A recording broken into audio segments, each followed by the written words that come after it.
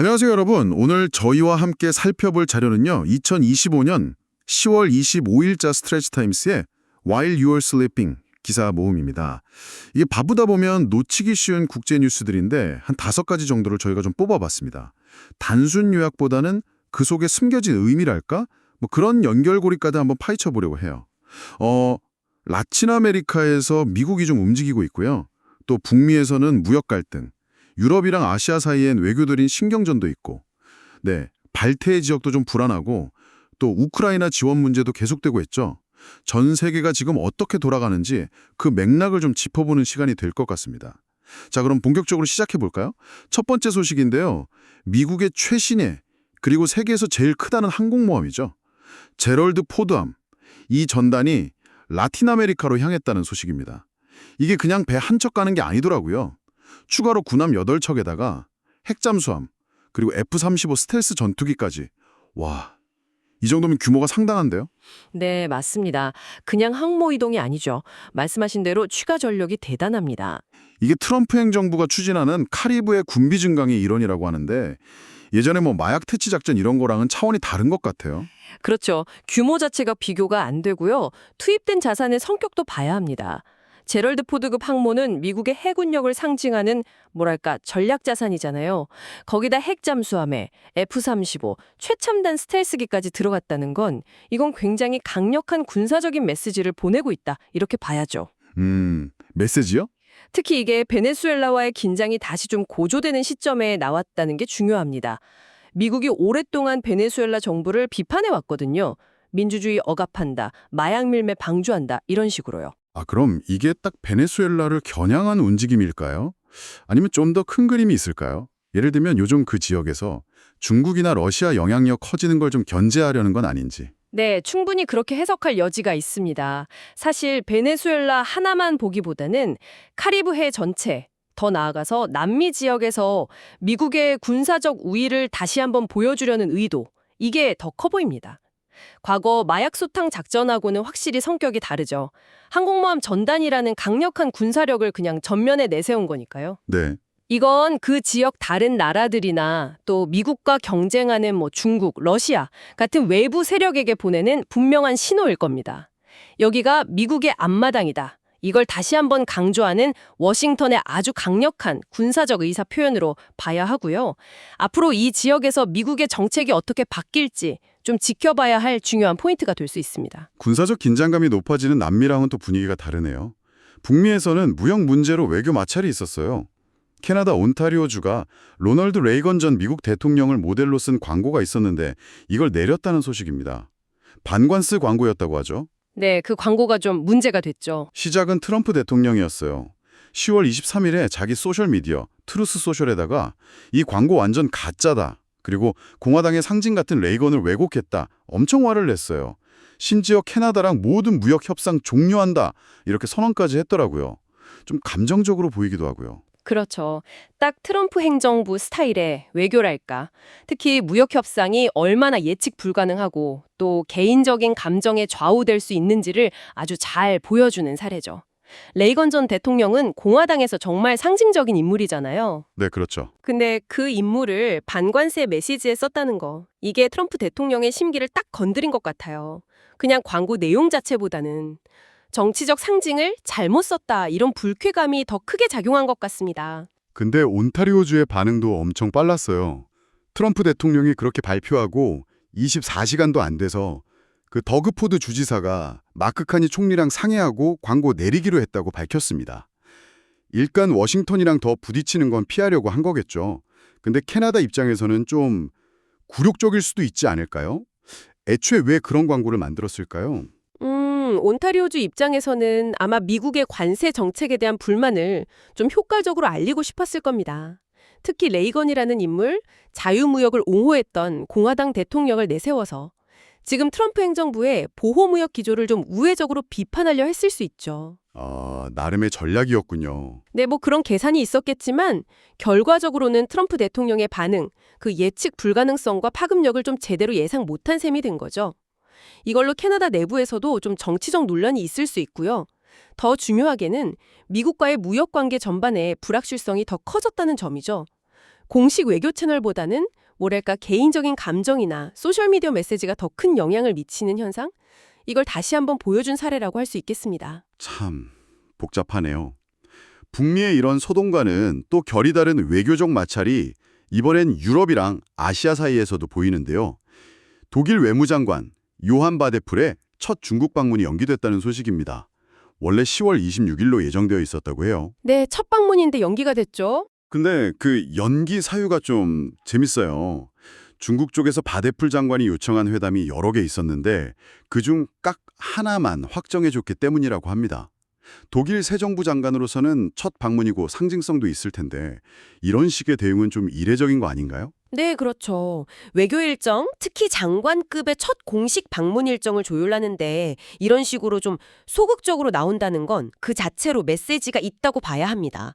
단순 실무 조율 문제라기보다는 지금 독일과 중국 관계에 뭔가 좀 긴장감이 흐르고 있다. 이런 신호일 가능성이 높아요. 독일은 유럽연합 EU의 핵심이고 최대 경제 대국이잖아요. 중국도 아시아 최대 경제 대국이고요. 이 두 나라 관계는 그냥 양자 관계를 넘어서 EU 중국 관계 전체에도 영향을 크게 미치죠. 구체적으로 어떤 부분에서 긴장감이 높아지고 있는 걸까요? 독일 새 정부가 이전 메르켈 정부랑은 좀 다르게 중국에 대해 비판적인 목소리를 낸다는 얘기가 있었는데 그거랑 관련이 있을까요? 그럴 가능성이 매우 높다고 봅니다. 프리드리 메르치 총리 정부는 인권 문제나 대만 문제, 또 남중국해 항행의 자유 문제 같은 좀 민감한 사안들에 대해서 이전 정부보다 목소리를 더 내고 있거든요. 아, 그렇군요. 그리고 경제적으로도 중국에 너무 의존하는 거 아니냐, 이걸 좀 줄여야 한다, 이런 목소리가 독일 안에서도 계속 커지고 있고요. 아마 바데풀 장관은 이번 방문에서 이런 민감한 주제들을 포함해서 좀 폭넓게 논의하고 싶었을 텐데 중국 쪽에서는 이걸 좀 부담스러워했을 수 있습니다. 특히 경제협력 말고 인권이나 안보 같은 얘기는 피하고 싶었을 수도 있겠네요. 네, 그럴 가능성이 있죠. 정확히 어떤 회담을 제안했고 어떤 것만 수락했는지는 뭐 알 수 없지만 이런 식의 선별적 수용 자체가 양국 간의 좀 불편한 관계를 반영하는 외교적 제스처다, 이렇게 해석할 수 있습니다. 앞으로 독일과 중국 관계가 어떻게 흘러갈지 좀 가늠해 볼 수 있는 중요한 대목이라고 생각합니다. 외교적인 긴장감과는 또 다른 종류의 불안감이네요. 이번엔 발트해 지역입니다. 네이토 회원국인 리투아니아인데요. 10월 24일에 자국 영공으로 헬륨 기상 관측 풍선이 날아들었다고 해요. 그래서 주요 공항 두 곳, 빌뉴스랑 카우나스 공항 운영을 중단하고 심지어 벨라루스와의 국경 검문소까지 폐쇄했다는 소식입니다. 네, 풍선 하나 때문에요. 기상 관측 풍선 하나 때문에 공항이랑 국경을 닫았는다.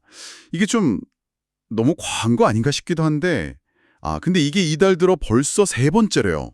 세 번째. 네. 그러면 얘기가 좀 달라지죠. 이거 그냥 단순 사고로 보긴 좀 어려울 수도 있겠는데요. 네, 맞습니다. 반복된다는 점에 주목해야 합니다. 한두 번이면 뭐 기술적인 결함이나 우연한 사고일 수도 있겠다 하겠지만 짧은 기간 안에 세 번이나 비슷한 일이 생겼다면 이건 의도성을 의심할 수밖에 없죠. 특히 리투아니아는 벨라루스랑 국경을 바로 맞대고 있잖아요. 그리고 벨라루스는 러시아의 아주 강력한 동맹국이고요. 네. 지금 우크라이나 전쟁 때문에 나토랑 러시아, 벨라루스 간 긴장이 굉장히 높은 상황인데 이런 상황에서 이런 사건은 그냥 해프닝으로 넘기기가 어렵죠. 이게 기상 관측용 풍선이라고는 하는데 혹시 다른 목적이 있을 가능성은 없을까요? 뭐 정찰용이라든지 아니면 일부러 풍선을 날려서 리투아니아나 나토가 어떻게 반응하는지 떠보려는 걸 수도 있고요. 정확한 실체는 뭐 조사가 더 필요하겠지만 충분히 그런 의심을 할 만한 상황입니다. 최근에 유럽 여러 지역에서 정체불명의 드론이 나타나거나 영공 침범 의심 사례들이 계속 보고되면서 항공 보안에 대한 경각심이 높아졌거든요. 다른 곳에서도요? 네, 코펜하겐이나 뮌헨 같은 다른 공항에서도 비슷한 혼란이 있었고요. 리투아니아 입장에서는 이게 진짜 그냥 기상 관측용인지 아니면 정찰용 드론 같은 다른 의도를 가진 건지 명확히 식별될 때까지는 최고 수준의 경계를 유지할 수밖에 없습니다. 설령 진짜 기상 관측용 풍선이라고 해도 벨라루스 쪽에서 관리를 소홀히 했거나 어쩌면 의도적으로 방치했을 가능성도 배제할 수 없고요. 그렇겠네요. 이건 리투아니아뿐만 아니라 발트 3국 전체, 더 나아가서는 네이토 동부전선 전체의 안보 불안감을 자극하는 문제입니다. 그래서 이 반복되는 풍선 소동이 단순한 소동이 아닐 수 있다는 긴장감이 흐르고 있는 거죠. 자, 마지막 소식은 우크라이나 전쟁 관련입니다. 국제사회의 움직임인데요. 영국이 동맹국들한테 동결된 러시아 자산을 좀 활용하자 이렇게 촉구하고 나섰습니다. 이걸로 우크라이나를 지원하고 나중에 평화협상할 때 우크라이나의 입지를 좀 강화시켜주자는 거죠. 젤렌스키 우크라이나 대통령도 이 문제 때문에 직접 런던까지 갔다고 하고요. 네, 동결자산 활용 문제가 다시 떠오르고 있죠. 키어 스타머 영국 총리가 굉장히 강하게 나가고 있어요.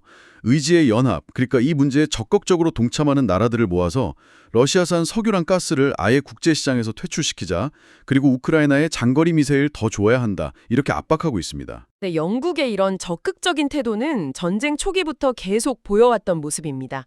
우크라이나에 대한 군사적, 재정적 지원을 좀 주도하면서 국제사회 공조를 이끌어내려고 계속 노력하고 있죠. 특히 동결된 러시아 자산 활용 방안, 이건 전쟁이 길어지면서 서방의 지원 여력도 사실 조금씩 한계에 부딪히고 있잖아요. 네, 그렇죠. 그런 상황에서 나온 고육지책이기도 하고 동시에 러시아에 대한 추가적인 압박카드로 쓰려는 의도도 담겨 있습니다. 동결된 자산이라는 게 전쟁 터지고 나서 서방 국가들이 제재로 묶어둔 러시아 정부나 개인 소유의 해외 자금이거든요.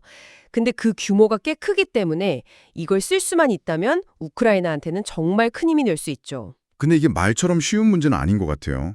유럽연합 EU 지도자들이 10월 23일에 회의를 했는데 우크라이나의 향후 2년간 긴급한 재정 수요를 충족하기로 합의는 했대요. 근데 정작 동결된 러시아 자산을 담보로 해서 대규모 차관을 주려던 계획은 벨기에가 좀 우려를 표해서 승인을 못했다고 하네요. 영국이랑은 좀 온도차가 느껴지는데요. 왜 의견이 다른 걸까요? 이게 법적인 문제, 그리고 금융적인 문제가 아주 복잡하게 얽혀있기 때문입니다. 동결된 자산은 말 그대로 동결된 거지 몰수된 게 아니거든요. 그러니까 소유권은 여전히 러시아 쪽에 있다는 거죠. 아, 소유권이요? 네. 그래서 이 자산을 우크라이나 지원에 직접 쓴다는 게 국제법적으로도 그렇고 각 나라 국내법적으로도 논란의 소지가 아주 큽니다. 특히 벨기에에는 유로클리어라고 국제 예탁 결제 기관이 있어요.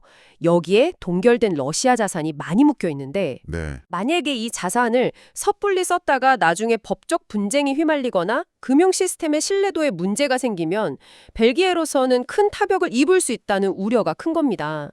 또 이런 선례를 만들어버리면 다른 나라들의 자산 동결이나 활용으로 막 이어질 경우에 국제 금융 질서 전체에 미칠 파장도 고려해야 하고요. 그렇군요. 그래서 우크라이나를 도와야 한다는 그 총론에는 대부분 동의하지만 동결 자산 활용이라는 강론에 대해서는 각국의 이해관계나 법적 해석에 따라서 이견이 나올 수밖에 없는 그런 구조입니다. 아, 우크라이나를 돕고 싶은 마음은 있는데 그 방법론에 있어서는 현실적인 어려움이랑 복잡한 계산이 깔려 있다. 이런 거네요. 정확합니다. 이건 단순히 우크라이나에 대한 단기 지원 문제를 넘어서요. 전쟁 이후의 배상 문제라든지 국제법적인 원칙, 그리고 글로벌 금융 시스템의 안정성까지 다 연결되는 아주 복잡한 문제입니다. 앞으로 동맹국들이 이 어려운 문제를 어떻게 풀어갈지, 그리고 이게 우크라이나의 전쟁 수행 능력이나 전후 재건에 어떤 영향을 미칠지 계속 지켜봐야 할 중요한 사안이라고 할 수 있습니다. 오늘 정말 다양한 지역의 소식들을 쭉 한번 깊이 있게 들여다봤습니다. 카리브해에서 미국이 군사력을 보여주는 것부터 시작해서 북미의 무역 마찰, 유럽과 아시아의 외교 줄다리기, 발트해의 안보 불안, 그리고 우크라이나 지원을 둘러싼 이 복잡한 셈법까지. 이게 각기 다른 사건처럼 보이는데 듣다 보니까 어딘가 다 연결되어 있다는 느낌도 좀 드는데요. 네, 그렇습니다. 오늘 다룬 5가지 사건들, 표면적으로는 다 다른 지역에서 일어난 개별 뉴스 같지만 그 이면에는 서로 얽혀있는 전지구적인 도전 과제들이 깔려 있다고 봐야죠. 예를 들어서 미국의 라틴 아메리카 군사력 강화는 변화하는 국제 질서 속에서 미국의 영향력을 유지하려는 시도랑 연결되고 이건 또 중국과의 경쟁 구도랑도 무관하지 않고요. 네, 그렇죠. 독일과 중국의 외교 마찰 역시 경제적으로는 서로 의존하는데 정치나 안보적으로는 긴장이 있는 그 딜레마를 보여주는 사례고요. 캐나다와 미국의 무역 갈등은 보호무역주의가 떠오르고 외교 관계가 얼마나 예측 불가능한지를 보여주죠. 네. 리투아니아의 풍선 소동은 나토와 러시아, 벨라루스 간의 군사적 긴장 상태를, 그리고 우크라이나 지원 논의는 국제 공조가 얼마나 어렵고 전쟁이 길어지고 있는지를 반영하고요. 이렇게 연결해서 보니까 개별 뉴스들이 모여서 하나의 큰 그림을 만드는 것 같네요. 말씀하신 대로 변화하는 힘의 균형, 경제적인 긴장, 그리고 끊이지 않는 안보 위협, 이런 공동된 맥락이 좀 보이는 것 같습니다. 맞습니다. 이 사건들이 현재 국제사회가 마주한 복잡성과 불안정성을 아주 잘 보여주고 있어요. 강대국 간의 경쟁은 심해지고 경제적 이익이랑 정치적 가치가 충돌하고 또 예측 불가능한 돌발 변수들이 계속 생기고 있죠. 이런 상황 속에서 각 나라는 자기 나라 이익을 지키면서도 국제적인 협력의 틀은 또 유지해야 하는 그런 어려운 과제를 안고 있는 겁니다. 오늘 저희가 살펴본 이 다양한 긴장의 지점들, 카리브해의 군사적 움직임부터 발트해 상공의 그 미확인 비행체 소동, 주요 경제대국 간의 껄끄러운 외교 관계, 그리고 전쟁 자금 마련을 위한 국제사회의 고심까지, 이 모든 걸 종합해 볼 때 여러분께서는 앞으로 몇 주 혹은 몇 달 동안 어떤 근본적인 흐름이나 잠재적인 충돌 지점, 이런 것들에 가장 주목해야 한다고 생각하시나요? 오늘 나눈 이야기들을 바탕으로 한번 스스로 질문을 던져보시는 것도 의미 있을 것 같습니다. 오늘 저희와 함께 이 깊이 있는 탐험에 동참해 주셔서 감사합니다.